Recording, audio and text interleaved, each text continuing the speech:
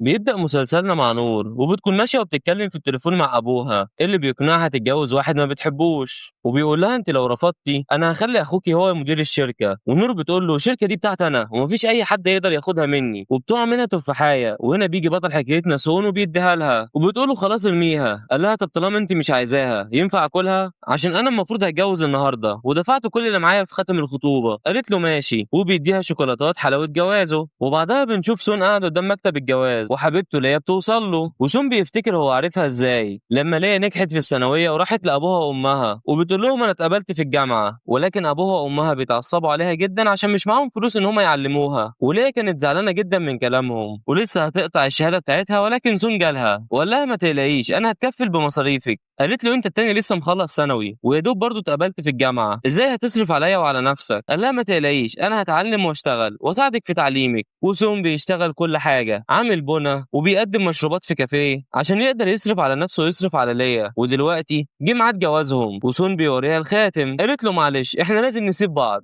وسون بيستغرب جدا وبيقول لها انت بتقولي ايه؟ وابوها وامها جم وبيقولوا له انا بنت جميله جدا، ازاي عايزه تتجوز واحد زيك؟ وامها بتاخد منه الخاتم وبتقول له بقى بالخاتم الصغير ده انت عايز تتجوزها؟ ده في احلامك يا بابا. وسون بيقول لها يا بنتي مش احنا اتفقنا على الجواز؟ ولكن ابوها بيقول له انت ساعدت في تعليمها لكن مش معنى كده انك تتجوزها. وامها بتقول له انا هقول لك الحقيقه، ليا اصلا اتخطبت للمدير بتاعها في الشغل. وبتوري له الخاتم اللي في ايدها، وليا بتمسك الخاتم بتاع سون وبترميه له على الارض وبتقول له خد حاجتك وامشي من هنا، انا مش عايز اشوفك تاني. ونور بتكون قاعده في عربيتها بتتفرج عليهم ومش بيعجبها اللي بيحصل ده وبتقرر ان هي تساعده. واول ما ابوها وامها بيشوفوا العربيه بيتصدموا جدا، وابوها بيقول انا عارف العربيه دي مش موجود منها غير كام واحده بس في العالم كله. وقبل ما نكمل لو انتم مبسوطين معانا ما تنسوش لايك للفيديو واشتراك للقناه عشان يوصلك كل الفيديوهات الجديده بتاعتنا اول باول. وسون بيكون بيبص لنور، فليا بتقول له يا عم بص على قدك، واحده زي دي انت مهما بصيت لها استحاله هي تفكر فيك اساسا. ولكن نور بتوطي على الارض وبتاخد الخاتم بتاعه وبتقرب عليه وبتقول له يلا نتجوز. وكلهم بيتصدموا جدا من اللي هي بتقوله وبتدي له الخاتم بتاعه وبتقول له يلا لبسني الخاتم. قال لها انت عارفه انت بتقولي ايه؟ والراجل بيقول لها ده اعلى شغلانه وصلها كان عامل في موقع بنا، ازاي هيقدر يصرف عليكي؟ والست دي بتقول لها خلي بالك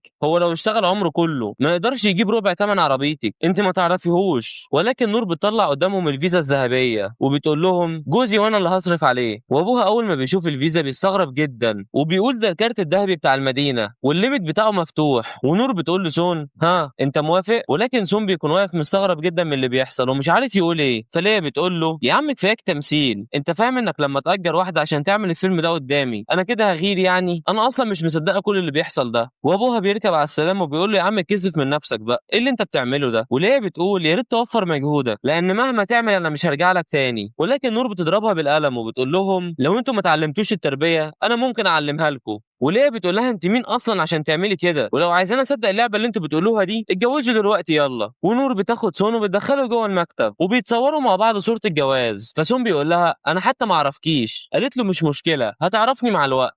ونور بتوريها ليا وام ليا بتكون واقفه متضايقه جدا ومش مصدقه اللي حصل. ونور بتقول لهم من هنا ورايح هو هيبقى الراجل بتاعي واي حد مش هيحترمه انا مش هسمي عليه. وبتاخد سون وبتمشي وبيروح على بيتها. ونور بتقول له ده هيبقى بيتك من النهارده. وسون بيبص على البيت كده ومش بيكون مصدق نفسه انه هيعيش هنا وبيقعد يبص في بطاقه الجواز وبيشوف اسم نور وبيقول انا الاسم ده سمعته فين قبل كده. وبعدها بيطلع موبايله وبيتابع الاخبار وبيعرف ان نور بقت مديره شركه العمري ودي اكبر شركه ادويه في البلد كلها. وبيتصدم جدا من اللي هو بيشوفه وبيقول انا كده اتجوزت اغنى واحده في البلد، ازاي الكلام ده يحصل؟ ونور بتكون واقفه وراه. فسون بيقول لها اكيد واحده في مكانتك دي انا مش هقدر اتحمل تكاليفها فما تقلقيش انا مش هتحمل عليكي وبكره هنروح ونتطلق. ونور بتقرب عليه كده وبتقول له بقى انا ساعدتك وانت عايز تطلقني؟ هي دي الطريقه بتاعتك عشان تكافئني؟ قال لها انا ما اقصدش، بس الطبيعي ان الناس في المكان اللي انت فيها بيتجوزوا من عائلات كبيره لكن انا حته عامل بسيط. وبعدها بيبص وراه بيلاقي عربيات كتير قوي واقفه قدام البيت وبينزل منها حراس ماسكين كام واحد كده بعد ما عجنوهم ضرب. واحد بيقول لها انا بعتذر لك جدا واوعدك ان انا مش هفكر اتجوزك مره كمان ولكن خليهم يسيبونا. ونور بتشاور لهم فالحراس بياخدوهم وبيمشوا وسون بيكون مرعوب منها جدا. فنور بتقرب عليه كده وبتقول له اكيد دلوقتي انت عارف هتعمل ايه. وبيطلع موبايله وبيوريها حسابه في البنك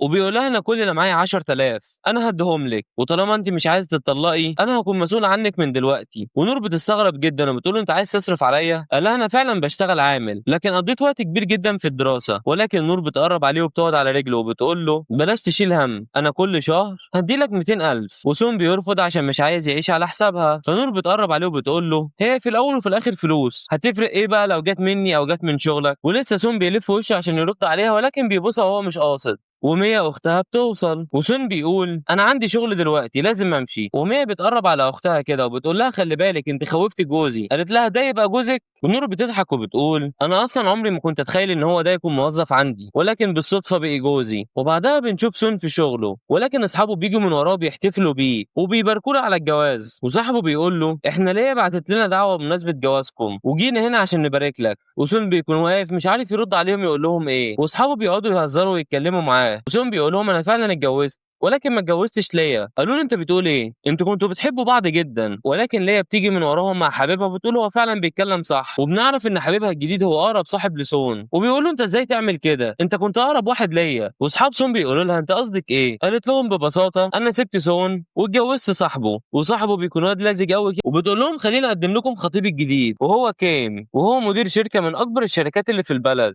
وسون بيقول له انا على طول كنت بعتبرك اخويا. قال له بلاش تكبر الموضوع كده، انت بس كل الفكره ما عرفتش تحافظ على حبيبتك فبلاش تلومني على اللي انا عملته. وليه بتدلع عليه كده وبتقول له يا عم انت بتشرح لمين؟ كبر دماغك منه. واصحابه بيكونوا واقفين ومتضايقين جدا وسون بيتعصب عليها وبيقول لها يعني عشان انا ما عنديش وظيفه ثابته تقومي تسيبيني وتاخدي اعز اصحابي؟ قالت له اكيد انا كنت استحاله اتجوزك وانت فقير كده. قال لها تمام مبروك، اتمنى تفضلوا مع بعض على طول، وكمان عايز اشكرك ان انت ما اتجوزتنيش عشان تعرفي حقيقتك ان انت واحده خاينه مش اكتر. وليه بتتعصب جدا وبتديله بالقلم. قال لها انا مش همد ايدي على بنت فيا ريت تبطلي اللي انت بتعمليه ده. وكيم بيقرب عليه كده وبيقول له احنا دلوقتي زباين هنا وانت بس واحد شغال في المكان بغض النظر عن الضرب، لكن انا حتى لو قلت لك انحني قدامي دلوقتي فانت مضطر ان انت تنفذ. واصحابه بيتعصبوا عليه جدا وبيقولوا له يا عم كفايه القرف اللي انت بتعمله ده، انت جاي هنا تتباهى بمركزك؟ ولكن كيم بيبص لهم بطريقه مستفزه كده وبيقول لهم ايوه انا جاي فعلا اتباهى بمركزي. وفجاه المدير بتاع المكان بيوصل واصحاب سون بيقولوا له ان الاثنين دول عمالين يتنمروا على سون. ولكن كيم بيغمز للمدير كده على سون، فالمدير بيقول له انت مين سمح لك انك تزعج الزباين بالشكل ده؟ يا ريت لو تعتذر لهم. وبنعرف ان كيم والمدير كانوا واقفين مع بعض بره قبل ما يدخلوا. وكيم بيقول له انا ما كنتش عايز اجي المكان بتاعكم ده بصراحه، بس عرفت ان في واحد شغال عندك هنا عايز ياخد مني مراتي وانا جيت هنا عشان ادبه مش اكتر. والمدير قال له مين اللي هيعمل كده؟ فليه قالت له سون واحد من اللي شغالين عندك. قال له تمام اطمن انا هتصرف معاه، بس يا ريت تقول عني كلمتين حلوين كده قدام المديره نور. وكيم بيضحك وبيقول له طالما انت بتعمل اللي انا عايزه ما تقلقش انا هظبطك. وبنرجع تاني بنشوف اصحاب سون هما بيقولوا للمدير هو ما عملش حاجه غلط، هما اللي غلطوا فيه. ولكن المدير بيقول له الزبون دايما على حق، انا هفضل لحد امتى اعلمك المبدأ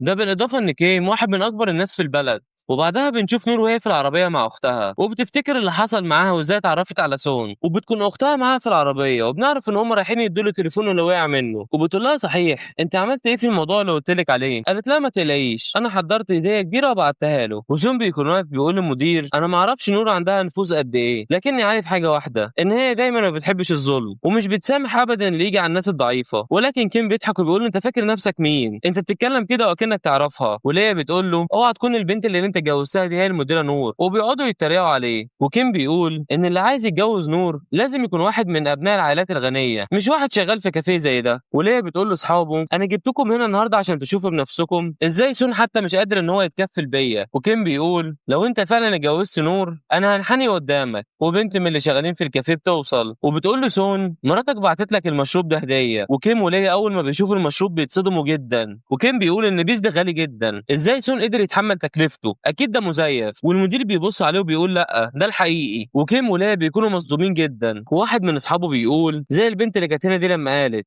ان مراتك هي اللي بعتت لك الازازه دي، اكيد سون كان عنده حق لما يشكر ليا ان هي ما اتجوزتوش. واصحابه كلهم بيقعدوا يضحكوا عليها. وكيم بيقول مستحيل اللي في دماغهم يكون صح، استحاله سون يكون هو اللي اتجوز نور. وليه بتقول انا افتكرت حاجه، اليوم اللي سون دفع فيه الفلوس للبنت عشان تمثل قدامنا ان هي بتحبه، لو كان سون فعلا اتجوز نور اكيد ما كانش اجر بنت تانية عشان تمثل قدامي. وكيم بيقول يبقى اكيد الازاز دي انت سرقتها. وبيقول له انت مهمتك هنا انك تقدم المشروبات للناس ودي هتبقى حاجه سهله جدا لو قدرت تسرق ازازه من وسطهم. والمدير بيقول له انت فعلا عملت كده؟ قال له انا ما عملتش كده، كده، ولكن المدير بيتعصب عليه وبيقول له انا هطردك. وبعدها كيم بيقرب على الترابيزه وبيفتح ازايز حاجه ساقعه وبيقول لو قدرت تشرب كل الازايز دي انا هخلي المدير ما يطردكش، ايه رايك؟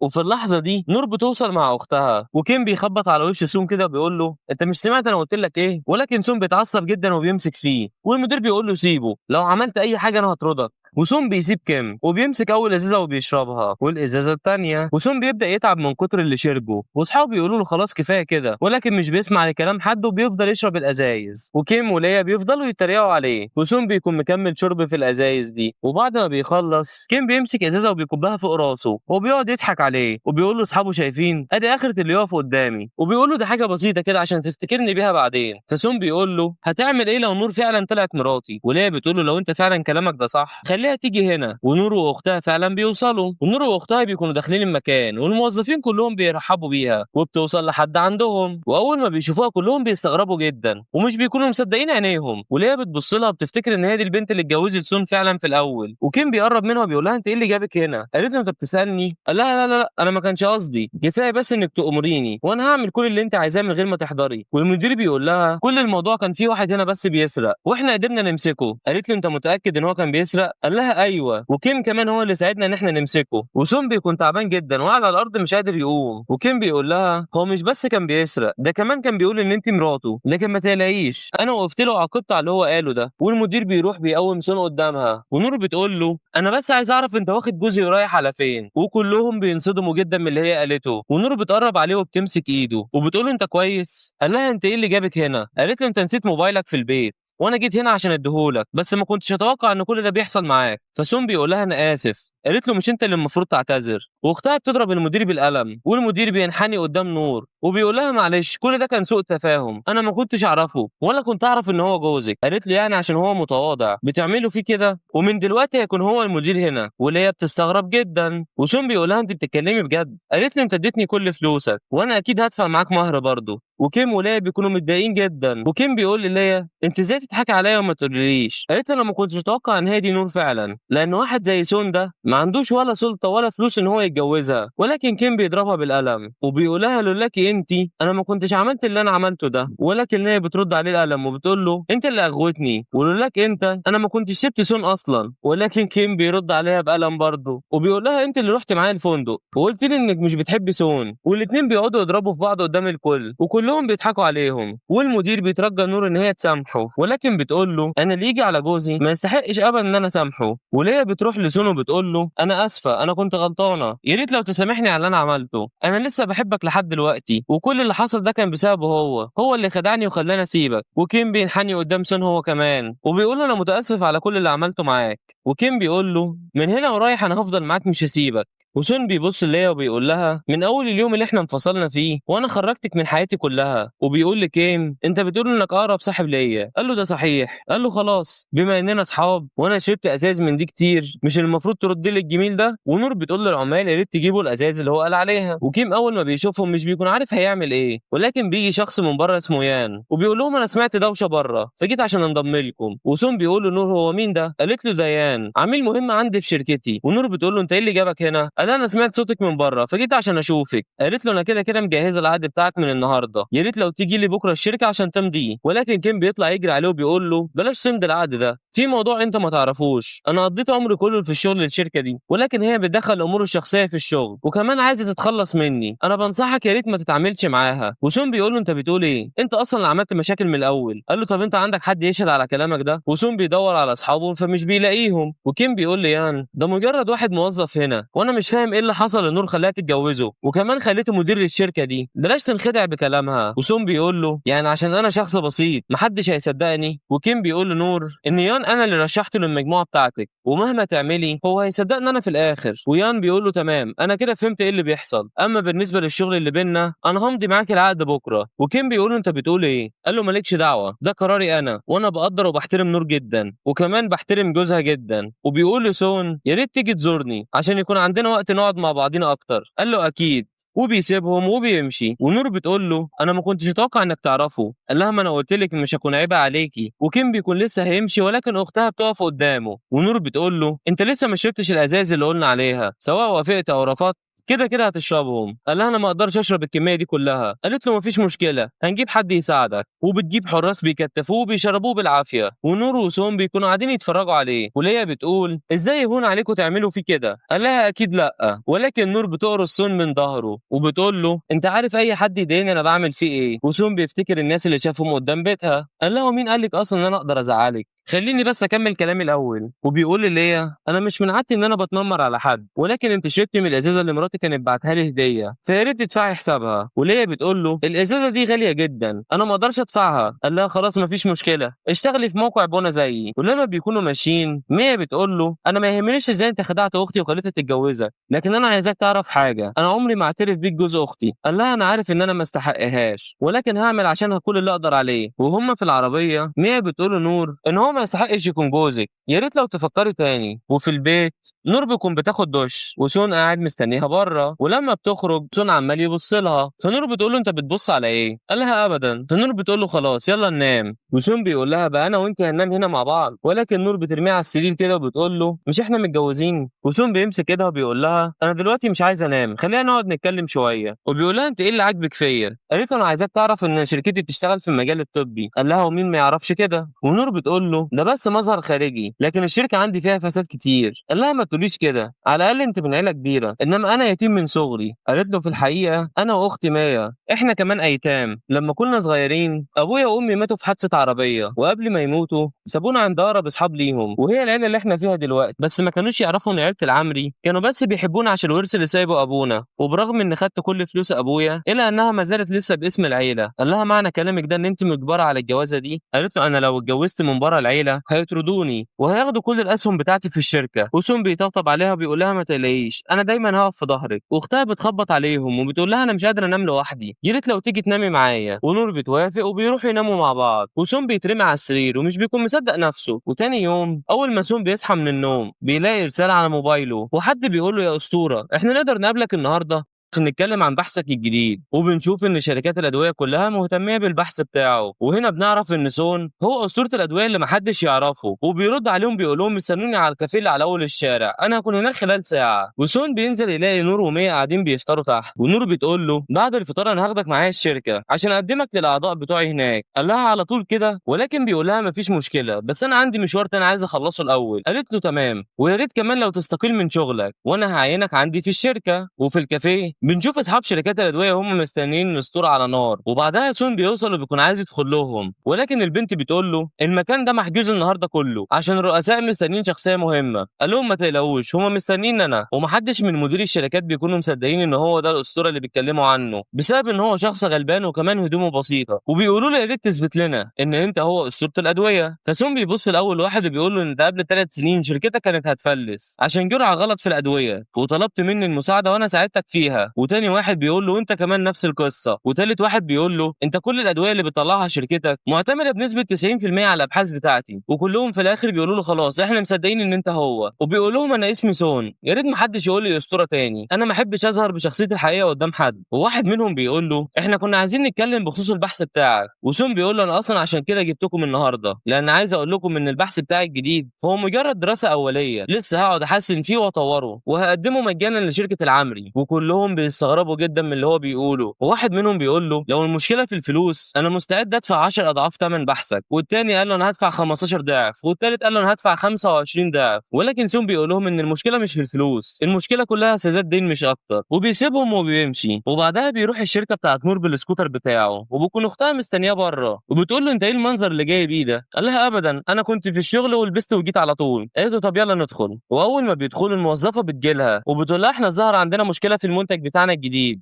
ولو المشكله دي ما اتحلتش هنخسر استثمار باكتر من 100 مليون. ومية بتقول لها ميعاد تسليم العينه النهارده، انتوا لسه جايين تكتشفوا الخطا ده دلوقتي؟ احنا لو قعدنا نعمل اعاده بناء للتركيبه الموضوع ده هيكلفنا اكتر من سنه. ولكن سون بيقول لها في الحقيقه احنا مش محتاجين كل الوقت ده. قالت له انت من امتى اصلا بتفهم في الادويه؟ قال لها بفهم شويه صغيرين. وسون بيبص على الورق اللي معاها، والسكرتيره بتجيلها مكالمه من المختبر، وواحد بيقول لها ان المستثمر اللي هياخد منتجنا الجديد وصل، ولو ما قدمناش العينه هنخسر الاستثمار ده كله. فسون بياخد منها التليفون بسرعه وبيقول له غير نسبه المكون رقم 1، وبيقول له كمان على شويه تعديلات تانية وشوف الموضوع ده هينفع معاك ولا لا. ومية بتاخد من ايده التليفون بسرعه وبتقول له ايه اللي انت بتعمله ده؟ قال لها طب هيكون ايه رايك لو الطريقه بتاعتي نجحت؟ قالت له ساعتها هعترف بيك جوز اختي. والراجل اللي في المختبر بيقول لها ان فعلا الطريقه نجحت. ده كمان المستثمرين الموجودين كانوا راضيين جدا على العينه. ومية بتقول له انت عملت كده ازاي؟ قال لها انا قلت لك قبل كده انا بفهم شويه، ودلوقتي جه دورك انك تقولي لي جوز اختي. ومية بتقولها له، ومية بتكون متعصبه جدا وبتقول للسكرتيره انا عايزاكي تعرفي لي كل حاجه عنه. ونور بتكون قاعده في اجتماع اعضاء مجلس الاداره وكلهم بيكونوا مستغربين ليه الاجتماع ما بداش لحد دلوقتي. وواحد تاني بيقول انا شغال في الشركه دي سنين، اول مره الاجتماع ياخر كده. هو مين الشخص المهم قوي اللي احنا مستنيينه للدرجه دي؟ ومية وسون بيدخلوا عليهم المكتب والموجودين كلهم بيكونوا مستغربين جدا من اللي بيحصل. وواحد بيقول لها هو مين اللي دخل الاشكال دي هنا؟ ونور بتقول له يا ريت تحترمه اكتر من كده عشان ده جوزي. والموجودين كلهم بيتصدموا جدا من اللي هم بيسمعوه. والواد بيقول لها انت اتجننتي؟ ازاي تتجوزي واحد زي ده؟ ولكن نور بتضربه بالورق وبتقول له لو اتجرأت انك تعمل معاه اي حركه وحشه انا اللي هقف لك. وبيقول لها انت اتجننتي؟ انت تضربيني انا عشان خاطر عامل؟ ولسه نور هتقوم ترقع له صداغه ولكن سون بيمسكها وبيقول لها في الحقيقه هو عنده حق، انا فعلا مجرد عامل. ونور بتقول له الكلام ده كان زمان، انت دلوقتي جوزي انا ومفيش اي حد يقدر يأذيه. وبنعرف ان الواد اللي كانت بتتخانق معاه ده هو اخوها بالتبني. وامه بتوصل المكتب وبتقول هو ايه اللي بيحصل هنا؟ قال لها نور ضربتني عشان واحد عامل. والست دي بتقول لها انت واخوكي فعلا مالكوش صله دم، لكن انا اللي ربيتكم مع بعض وانتوا صغيرين، ازاي تعملي كده في اخوكي عشان واحد زي ده؟ قالت لها هو مش غريب، ده جوزي. وامها بتقول لها انت بتقولي ايه؟ انت فعلا اتجوزتي واحد زي ده؟ وامها بتقول له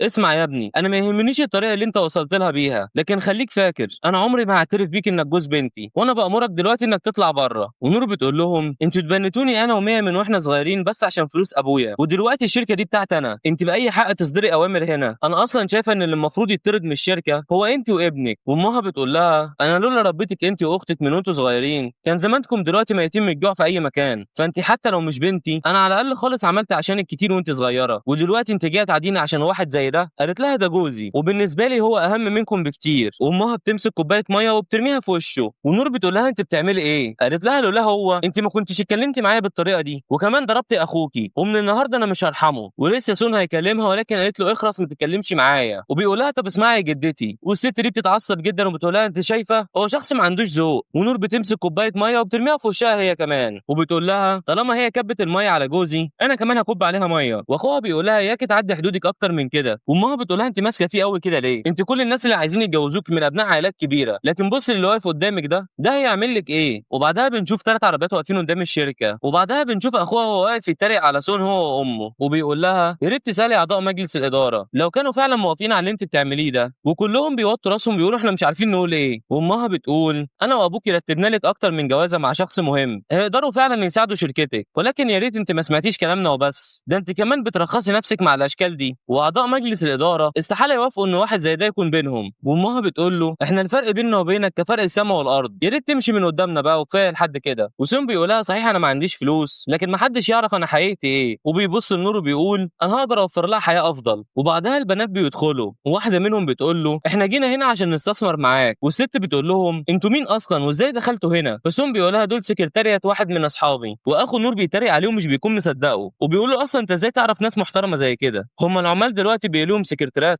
واحده من البنات بتقول له انت ليه بتتظاهر ان انت خريج جامعه كبيره رغم انك اصلا فاشل واشتريت الشهاده دي بفلوسك واستغليت فلوس ابوك عشان تعيش عليه؟ وامه بتقول لها انت مين اصلا عشان تتكلمي مع ابني بالشكل ده؟ قالت لها في السنين الاخيره انتوا شركتكم في تراجع مستمر ولولا سون احنا ما كناش جينا هنا. والبنت بتقول لهم لو انتوا مش معترفين بيه فبراحتكم لكن بعدين هتتحايلوا عليه عشان يفضل معاكم. ونور بتساله هم مين دول؟ وامها بتقول لها شايفه اختياراتك عامله ازاي؟ ادي بدا يغازل غيرك وانت لسه عروسه جديده. وسون بيقول لها انا ما عملتش كده. والبنت بتقول لهم اصلا رئيس شركتنا ما كانش عايز يتعاون معاكم تاني ولكن احتراما لسون هو قرر يمنحكم فرصه. وبترمي لاخوها فايلات الاستثمار وبيقول لها خلينا نشوف العقد العظيم اللي انتوا جايبينه. واول ما بيشوف الورق بيتصدم جدا انه من المدير ماك وانه بعت عقد بيستثمر فيه ب 300 مليون. ونور بتكون مستغربه جدا. والعقد اللي بعده من المدير دام وبيستثمر فيه ب 200 مليون واخر عقد برضه باستثمار 200 مليون. وامها بتقول ان دول اكبر المستثمرين اللي في البلد، ازاي ده يحصل؟ فالبنت بتقول لها احنا رؤسائنا عملوا كده عشان سون لانهم بيحترموه وبيثقوا فيه والموضوع ده راجع لرغبته هو. لو سون فضل معاكم في الشركه احنا هنستثمر معاكم. ونور بتقول له انت تعرف المستثمرين دول منين؟ قال لها دي قصه طويله قوي هبقى احكيها لك بعدين، لكن دلوقتي القرار في ايدك انت، لو عايزه تقبلي الاستثمار ده اقبليه. قالت له وانا موافقه والاستثمارات دي انا هعتبرها المهر بتاعي وبتبوسه. وبتقول للموجودين هل في اي حد منكم لسه بيشك في قدرات سون، واعضاء مجلس الاداره كلهم بيفرحوا بيه وكلهم بيوافقوا على وجوده. واخوها وامها بيكون واضح ان هم متضايقين جدا من اللي حصل ومش بيكونوا مصدقين ان هو يعرف مستثمرين تقال قوي بالشكل ده. وبعدها السكرتيره بتوصل وبتقول لمية انا جبت لك الملف بتاع سون، ومية بتطلع تجري عليها وبتاخد منها الملف، وسون بيقول لها انت بتحققي في امري انا، ونور بتقول لها انت بتعملي كده ليه؟ قالت لها ابدا كل الموضوع انا كنت خايفه لا يخدعك. واخوها بياخد منها الفايل بسرعه وبيقول لها انا عايز اعرف كل حاجه عنه، اكيد انت عرفتي حاجه ومخبياها وخايفه اننا نشوفها. وامها بتقول طالما هو يعرف كميه المستثمرين دول فاكيد الملف بتاعه مبهر جدا واحنا عايزين نتفرج. ونور بتقول لهم ايا كان هو ايه انتوا برضو مالكوش دعوه. ونور بتتعصب جدا على اختها، وسون بيقول لها خليهم يشوفوا اللي هم عايزين يشوفوه، انا ما عنديش حاجه اتكسف منها. واخوها بيقرا بيقول هو يتيم وابوه وامه محدش يعرفهم، وقبل 5 سنين اتقبل في الجامعه وكان الاول على دفعته وخد جوائز كتيره جدا في مسابقات طبيه، وفي السنه الثانيه كان الاول على الجامعه، وفي السنه الثالثه كان بيمثل الجامعه بتاعته في المؤتمر الوطني وفاز بالجائزه الذهبيه. ونور بيكون فرحانه بيه جدا وكل اللي قاعدين فعلا بيكونوا مبسوطين بيه. واحد من اعضاء المجلس بيقوم ياخد منه الملف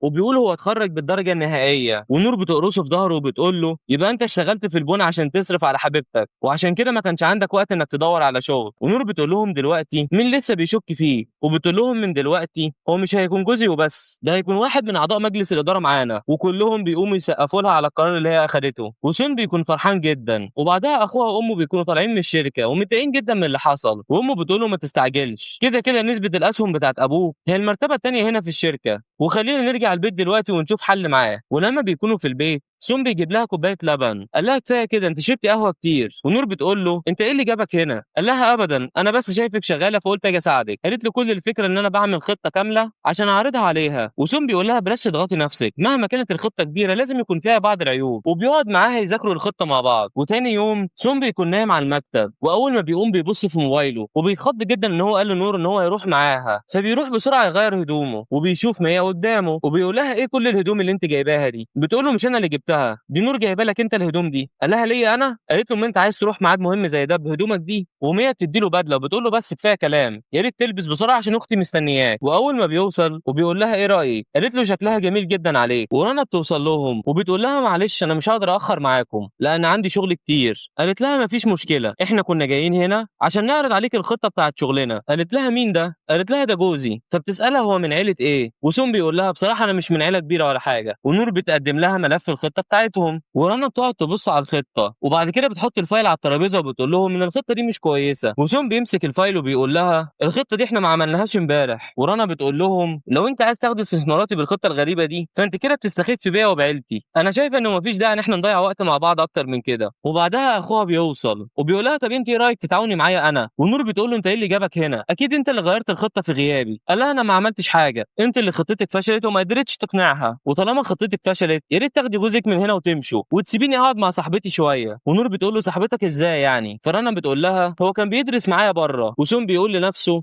اكيد هو اللي كان محضر لنا المقلب ده واحنا مع الاسف وقعنا فيه. ونور بتقول لها افتكر ان انت قلت لي ان احنا معانا ربع ساعه بالظبط والوقت بتاعنا لسه ما خلصش، فيا ريت اي شخص ملوش لازمه يمشي من هنا دلوقتي. وسون بيطلع قلم وبيبدا يعدل على الخطه، فرنا بتقول لها تمام احنا اتفقنا على ربع ساعه وباقي 5 دقائق بالظبط، واكيد مش هتقدري تقدمي لي خطه جديده في 5 دقائق. وسون بيكون عمال يعدل على الخطه وبيقول لها انا خلصت التعديلات يا ريت تشوفيها. ورنا بتقول انا لما كنت بره سمعت ناس كتيره جدا بيتكلموا عنك، ولكن لما اتقابلت معاكي بصراحه لقيتك واحده عاديه جدا، واضح ان انا كنت مدياكي اكبر من حجمك. وسون بيقول لها دلوقتي فاضل اخر دقيقه يا ريت تبص على الخطه قبل ما الوقت يخلص. وبيقول لها بصراحه انت خيبت املي، انا كنت هحسبك اعقل من كده. ورنا بتقول له واضح انك ذكي وانا عشان كده هديكوا فرصه تانية. وبتاخد الفايل وبتبص على الخطه مره كمان. ورنا بتقول لها الخطه المره دي بعد التعديلات دي بقت كويسه جدا. وسون بيقول لها انا مش قلت لك تقدري تعتمدي عليا؟ واخوها مش بيكون مصدق اللي بيحصل، بيقول له انت عملت كده ازاي؟ قال له انا مش محتاج احفظها، انا اللي عدلت الخطه دي وانا فاكر كويس كل التفاصيل اللي انا عدلتها. ورنا بتكون مبهوره بيه جدا وبتقول له في ربع ساعه بس عدلت وكملت كل التفاصيل دي؟ فنور بتقول لها هل دلوقتي نقدر نتكلم؟ وبتقول لهم انا متاسفه بخصوص الاستثمار ده، انا قررت استثمر مع اخوكي وبرغم ان خطتك ممتازه لكني ما اقتنعتش، ده غير ان انا وهو اصحاب من زمان وعشان كده انا قررت ان استثمارات المره دي تكون معاه هو. واخوها بيقول لها طالما انت خسرتي يا ريت لو تمشي من قدامي دلوقتي. ورنا بتقول لها انا متاسفه المره دي احنا مش هنقدر نشتغل مع بعض. فنور بتقوم وبتقول لها عموما مفيش مشكله، انا بعترف بهزيمتي لكني مش هسمح ابدا ان اي حد يضحك عليا. وبتبص لاخوها بتقول له كل اللي حصل النهارده انا هخليك تدفع ثمنه. وبتاخد سون وبتمشي، ولكن وهم خارجين الحراس بيقفوا قدامها ونور بتقول لها ايه اللي انت بتعمليه ده؟ قالت لها انا مش هسمح لك ابدا انك تطاولي عليا. واخوها بيؤمر الحراس ان هم يمسكوا سون ويضربوه، ولكن رنا بتقرب عليه وبتحاول تاخد من ايده القلم وبيمسك ايديها وبيقول لها انت بتعملي ايه؟ قالت له بلاش تتحرك، وبتاخد من جيبه القلم وبتقول له انا عارفه القلم ده خاص بعيله التنين. ورنا بتقول له ان العيله دي عندها كنوز نادره كتير جدا وعندهم مشاريع في كل مكان، حتى عيلتي انا عمرها ما قدرت تقف قدامهم. ونور بتقول له انت جبت القلم ده منين؟ قال لها ابدا، ده كان الهديه بتاع تخرجي من اخويا. واخوها بيقول لها ده مجرد شخص عامل اكيد ما يعرفش حد من عيله التنين، ولكن رنا بتضربه بالقلم وبتقول له الكنوز بتاعت العيله دي انا استحاله ابقى غلطانه فيها. وبتبص لسون وبتقول له انت ايه علاقتك بالعيله دي؟ قال لها انا فعلا ما اعرفهاش. بتقول انت متاكد؟ امال ازاي جبت القلم ده؟ انا هكلم زعيم العيله دي دلوقتي. واخو نور بيقول لها لو فعلا اتثبت ان هو حرامي انت مش بس مش هيكون ليكي مكان في عيلتنا، انت مش هيبقى ليكي مكان في البلد كلها. ورنا بتكلم يسر زعيم العيله فبيقول لها انت عندك امر مهم، وبتدي التليفون لسون عشان يكلمه. ويسر بيقول له انت ليه ما كلمتنيش طول السنين دي؟ انت نسيت ان انا اخوك الكبير ولا ايه؟ قال له كل الموضوع ان انا خفت ازعجك مش اكتر. فيسر بيقول له لما انا كنت بحضر الدكتوراه كنت انت اقرب حد ليا. وسون بيقول له يا ريت لو تقول لهم ان القلم ده انت اللي اديتهولي وانا ما سرقتش حاجه. وبيدي التليفون لرنا ونور بتكون فرحانه جدا. ويسر بيقول لها انا ما كنتش اعرف ابدا ان عيلتك بتفتري على الناس، وكمان اخويا الصغير انا اللي اديت له القلم ده، ولو انت مش مصدقه تقدري تجيلي وانا هثبت لك. قالت له انا متاسفه ده كله كان سوء تفاهم. ونور بتقول له ازاي زعيم عيله التنين يبقى هو اخوك الكبير؟ قال لها هو كان معايا في الجامعه وانا اتصاحبت عليه هناك، ومن ساعتها وانا دايما بقول له انت اخويا. وسون بيقول لرنا دلوقتي هل لسه مصممه ان انا اعتذر لك؟ ورنا بتديله القلم وبتقول له اكيد لا، وبتمسك الخطه بتاعتهم وبتقول لهم طالما ان سون يعرف رئيس عيله التنين يبقى استثماراتي مش هياخدها اي شخص تاني غيره. وبتسلم على نور واخوها بيقول لها احنا اصحاب بلاش تعملي كده، ولكن بتضربه بالقلم وبتقول له احنا اصحاب لكن بلاش تقارن نفسك بعيله التنين. وفي البيت سون بيكون قاعد شغال وبيجي له مكالمه من رقم غريب على تليفونه وبيلاقيها رنا وبيقول لها انت جبت رقمي منين؟ وبتقول له مش مشكله انا كلمتك دلوقتي عشان الخطه بتاعتك انا شايفه ان هي فيها حاجات محتاجه تتعدل، يا ريت لو تيجي ونناقشها مع بعض وانا هبعت لك عنوان الفندق اللي انا فيه. قال انا مش هقدر اجي لك لوحدي، انا حاليا مستني نور واول ما تيجي هاخدها واجي لك. ولكن رنا بتقول انا مش هقدر استناها، انت لو فوتت الفرصه دي فانا مش هقدر استثمر معاكم. وبيقول لها تمام انا هاجي لك. وهو داخل الفندق اخو نور بيكون وراه وبيصوره. وسون بيوصل عند اوضه رنا وبيخبط عليها، واول ما بيدخل بيلاقي رنا لابسه لبس مش حلو قدامه وبتقرب عليه. ورنا بتديله كاس. قال لها اسف انا ما بشربش، خلينا نتكلم في الشغل احسن. قالت له ايه المشكله؟ ده مجرد كاس واحد. وبنعرف ان رنا حطت ماده مخدره في الكاس وسون مع الاسف بيشربه. ونور بتكون في الشركه مع اختها وبتقول لها انا لازم اروح عشان هو مستنيني في البيت. ولكن اخوها بيدخل عليهم وبيقول لها انت عارفه جوزك فين دلوقتي؟ وبيطلع موبايله وبيوريها الصور اللي هو صورها لسون وبيقول لها رنا موجوده في الفندق ده. قالت له تقصد ايه؟ قال لها في الوقت المتاخر ده وواحد وواحده قاعدين مع بعض في نفس الاوضه، من رايك هيكون قصد ايه يعني؟ قال لها وانا بقول لك جوزك دلوقتي في الفندق معاها، لو مش مصدقاني روحي هناك وتاكدي بنفسك. ولما نور بتوصل الفندق الصحفيين بيكونوا طالعين يجروا وراها، واول ما بيدخلوا كلهم بيتصدموا من اللي هم بيشوفوه ان رنا قاعده وسون واقف قدامها عمال يشرب. ونور بتطلع تجري عليه وبتاخد من ايده الازازه. فنور بتقول له انت ايه اللي جابك هنا؟ قال لها رنا كلمتني وبتقول ان في مشكله في الخطه لكن ما تلاقيش. وقبل ما يكمل كلامه بيغمى عليه في حضنها وبتقول له خلينا نرجع البيت. فنور بتبص لرنا وبتقول لها احتراما للاتفاق اللي بيننا انا هنسى اللي حصل دلوقتي. وبتاخد سون وبتمشي. ولسه اخو نور هيتكلم معاها ولكن رنا اديته بالقلم وبتقول انا ما سمحتلكش انك تتكلم اصلا. وهنا بنعرف ان سون ما شربش الكاس بتاعه وقال لها خلينا نشرب من الازازه احسن. وبيقول لها بصراحه انا شخص يتيم من صغري ونور هي اللي انا حسيت معاها بطعم العيله، وطالما هي مبسوطه فانا مبسوط، عشان كده انا عايز اشكرك. سيبك من الازازه دي، لو انت عايزانا نشرب فانا هجاريكي. ورنا قالت له انت بتحب نور للدرجه دي؟ قال لها ايوه انا مستعد ان اضحي عشانها باي حاجه. وبتقول له اخو نور من هنا ورايح سون زي اخويا واكتر، ولو اتجرأت بس ان انت تضايقه انا هخلص عليك. وبتسيبه وبتمشي. ولما بيركبوا العربيه سون بيفوق. فنور بتقول له انت مش كنت سكران؟ قال لها اكيد لا، انا استحاله كنت اسلم نفسي ليها. ونور بتقرصه في بطنه تاني وبتقول له امال هي كانت عايزه تشوفك ليه؟ قال لها انا عارف انت بتفكري في ايه. وبيمسك ايدها وبيقول لها ما تخافيش انت مراتي وانا استحاله اعمل اي حاجه تخذلك. وبعدها نور بتتعب جامد وهي في العربيه فسون بيشيلها وبينيمها على السرير. ومية بتقول له هو ايه اللي حصل لها؟ وسون بيفتكر الكاس اللي هي شربته لما كانت عند رنا. ومية بتقول لازم ناخدها المستشفى دلوقتي، ولكن نور بترفض وبتقول لها اللي حصل النهارده وصل للصحفيين، لو حصل اي حاجه تاني هيأثر على الشغل. ونور بتقول لاختها اطلعي بره. وسون بيقول لها انا هروح اجيب لك كمادات. ولكن بتمسك ايده وبتشده على السرير وبتقرب منه بتقول له انت فعلا بتحبني؟ قال لها ايوه. قالت له يبقى انت اكيد هتساعدني. فسون بيقول لها انت مش في وعيك. قالت له ما تقلقش انا في كامل وعي، انا عارفه انك جوزي وحبيبي كمان. وبتقرب منه وبتبوسه والاتنين بيقضوا مع بعض ليله جميله. وفي البيت التلاته بيكونوا قاعدين يفطروا مع بعض وبتيجي لسون مكالمه على تليفونه من الست صاحبه دار الايتام وبتقول له باين كده ان احنا لقينا عيلتك الحقيقيه، لو عندك وقت تيجي عشان تشوفهم. وسون بيكون مستغرب جدا ومش مصدق نفسه. ونور بتقول له ايه اللي حصل؟ قال لها انا عمري ما كنت اتخيل في يوم ان انا اقدر اقابل عيلتي مره كمان. ومية بتقول له انت قصدك انك لقيت ابوك وامك؟ قال لها ايوه. صاحبه الدار قالت ان انا لازم اروح لهم عشان نعمل التحليل برضه ونتاكد،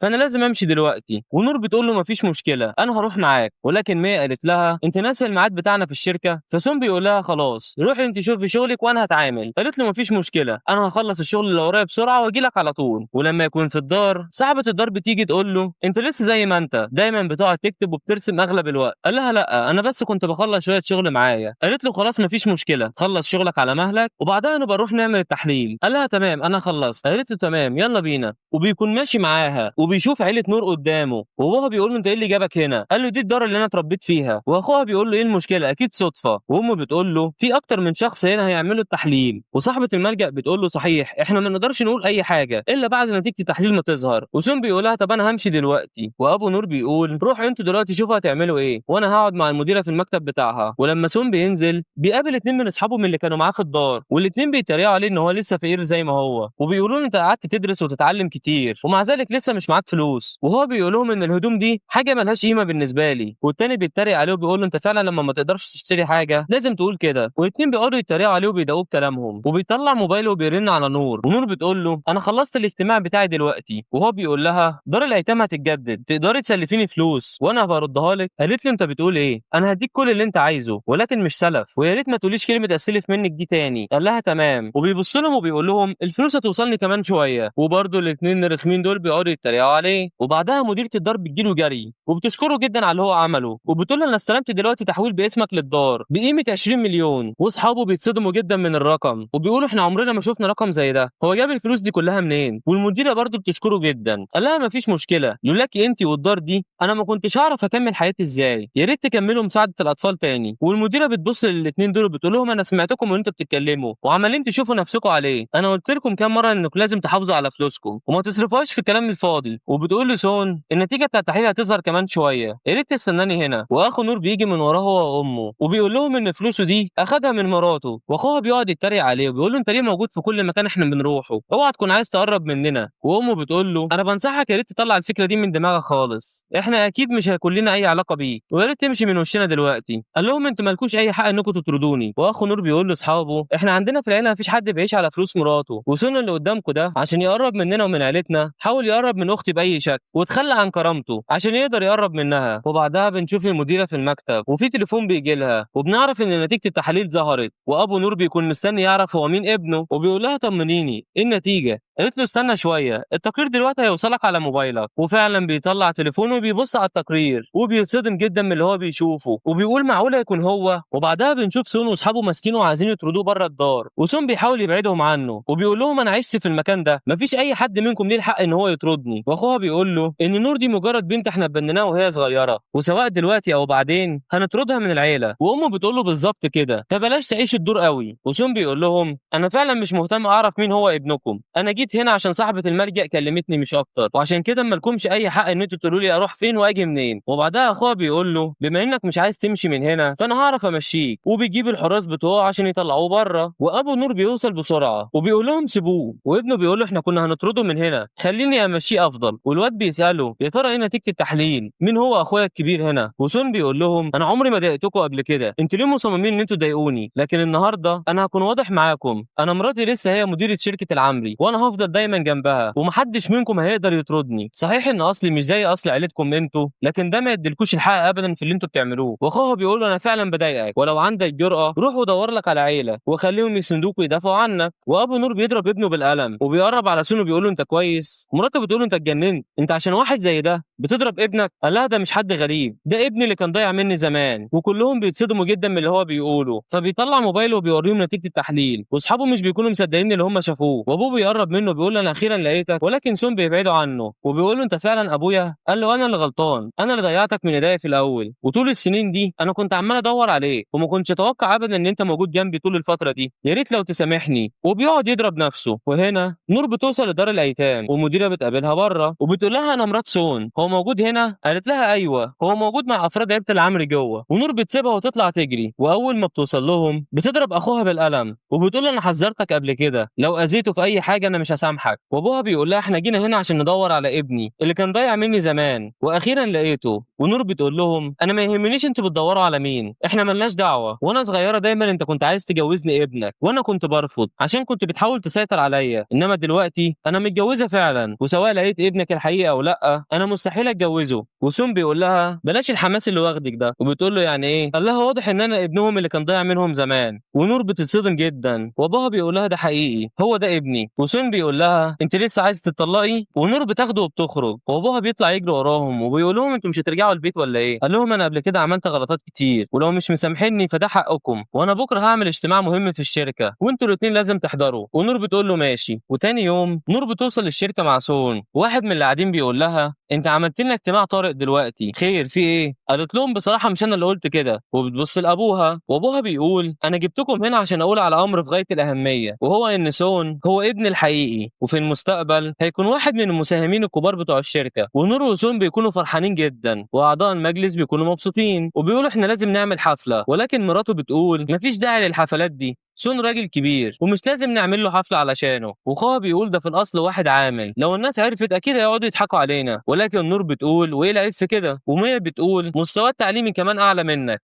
ولكن سون بيقول لهم كفايه. وبعد كده ابوها بيقول للموجودين دلوقتي في حاجه تاني برضه انا عايز اقولها، وهي ان بنقل كل اسهمي في الشركه لابن سون، ومحدش من الموجودين بيكون مصدق نفسه. ونور بيكون مبسوطه جدا. وواحد بيقول له انت حصتك في الشركه اكتر من 30%، انت متاكد من اللي انت هتعمله؟ قال له ايوه انا فكرت كتير. ولكن مراته بتقول انا مش موافقه، ولكن بلاش تنسى ان انت عندك ابن تاني، ازاي ما تسيبلوش حاجه؟ وابوه بيقول له انا هسيب لك مبلغ في البنك عشان تقدر تعيش من غير مشاكل. ولكن سون عاش من غير سنين طويله وانا ما قدرتش اعمل عشانه اي حاجه. ومراته بتقول له سون ايه اللي انت عملته عشان تقدر تاخد كل الاسهم دي؟ قال لها انا ما عملتش حاجه. قالت له استحاله ابوك يكتب لك كل ده وانت ما عملتش حاجه. ولكن نور بتقول لها هو درجاته العلميه عاليه جدا ونسبه ال 30% بتاعته دي اقل حاجه هو يستحقها. ومية بتقول لهم كفاياكوا كلام ملوش لازمه. ونور بتجي لها مكالمه على تليفونها من واحد بيقول لها ان اسطوره الادويه بعت لك البحث بتاعه الجديد على ايميلك، وبتكون مستغربه جدا هو ليه عمل كده، وكل اللي قاعدين بيكونوا مستغربين جدا. واحد بيقول انا سمعت ان الاسطوره اتخرج من افضل الجامعات هنا في البلد، معقوله يكون هو بعت البحث بتاعه لانه صاحب سون؟ ونور بتقول له انت تعرفه فعلا؟ ولكن سون بيقول لها انا مش هقول ان اعرفه، بل احنا كمان اصحاب قريبين من بعض. ولكن نور جالها مكالمه على تليفونها ان الاسطوره سحب البحث بتاعه اللي كان باعته لها، وكل اللي قاعدين بيستغربوا جدا ومحدش بيكون فاهم ايه اللي حصل. ولكن اخوها بيقول ان الاسطوره امله خاف فيكم، انتوا بترفعوا من شأن عامل وعشان كده الاسطوره شايف ان انتوا مالكوش مستقبل. وبيتعصب وبيقول انا الوحيد اللي اقدر ان انا ادير الشركه دي، ولكن محدش بيكون مصدقه. ومية بتقول له انت اصلا واحد فاشل، ولولا ان ابوك عنده اسهم في الشركه دي ما كنتش كملت فيها اصلا. قال لها يا ريت تتكلمي معايا باحترام عشان انا الاسطوره. وكلهم بيكونوا مستغربين جدا من اللي هم بيسمعوه. وام بتقول طالما ابني قال كده يبقى هو اكيد عنده دليل. واخوها بيعدل عليها اللابتوب بتاعه، وكلهم بيشوفوا فعلا ان حساب الاسطوره مفتوح على اللابتوب ده. وبيقول لهم دلوقتي ها صدقتوا ولا لسه؟ وامه بتقول دلوقتي من رايكم مين الافضل ان هو يكون اكبر مساهم في الشركه؟ وابوه بيقول انا ما كنتش اتوقع ان انت عندك الامكانيات دي. ونور بتقول لسون حتى لو كان ابويا هيديك الاسهم دي دلوقتي اكيد الاعضاء مش هيوافقوا. وسون بيقول انا ازاي سبت حسابي مفتوح على اللابتوب وانا في دار الايتام؟ اكيد هو شافه وغير الباسورد وخد الحساب بتاعي، ودلوقتي لازم اثبت ان هو كلامه غلط قدامهم، لكن ما حدش هيصدقني. وابوه بيقول له انت سحبت البحث اللي انت بعته بالقصد عشان تخليني اديك الاسهم دي؟ قال له انا ابنك وكنت عايز اوريك مين فينا الاحق بالاسهم بتاعتك. والام بتسال الموجودين مين فيكم موافق ان سون يبقى هو تاني اكبر مساهم في المجموعه؟ وبتقول لجوزها شوف حتى اعضاء مجلس الاداره مش شايفين ان قرارك صح. والاب بيقول انا غيرت قراري وهدي كل الاسهم بتاعتي لابني الصغير. ولكن فجاه رنا بتوصل وبتقول انا مش موافقه. وامه بتقول حتى لو انت شخصيه كبيره في البلد لكن دي امور خاصه بعيلتنا بلاش تشغلي بالك بيها. فرنا قالت لها انا مش بتدخل في امور عائليه، ولكن ابنك بينتحل صفه الاسطوره عشان ينصب عليكم ويسرق الشركه. ان الموقع الطبي ده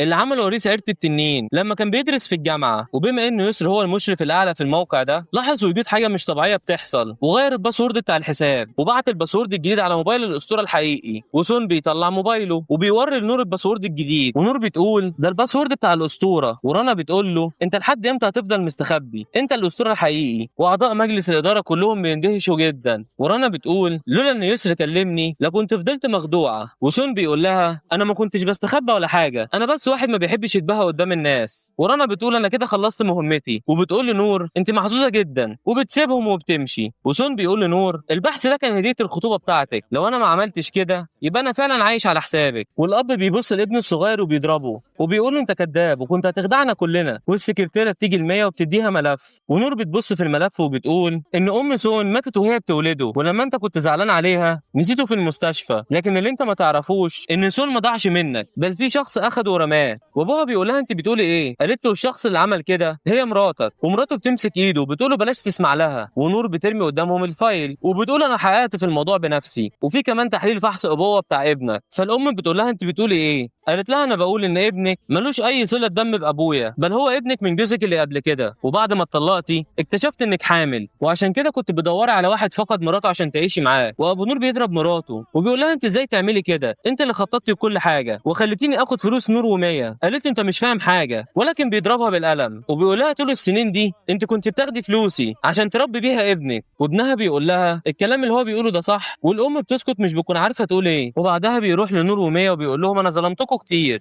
بس ما تقلقيش انا هرجع لك كل فلوسك. ونور بتقول له انت اللي ربتني، انا ما اقدرش انكر كده، هسيب لك البيت اللي سابه ابويا، اما بالنسبه للاسهم فسون هياخدها. وسون بيقول لها انا حياتي كلها ملكك. ونور بتقعد تضحك. وهنا تكون خلصت حكايتنا النهارده. يا رب تكونوا اتبسطتوا معانا. ما تنسوش لايك للفيديو واشتراك للقناه. اشوفكم على خير الفيديو الجاي. سلام.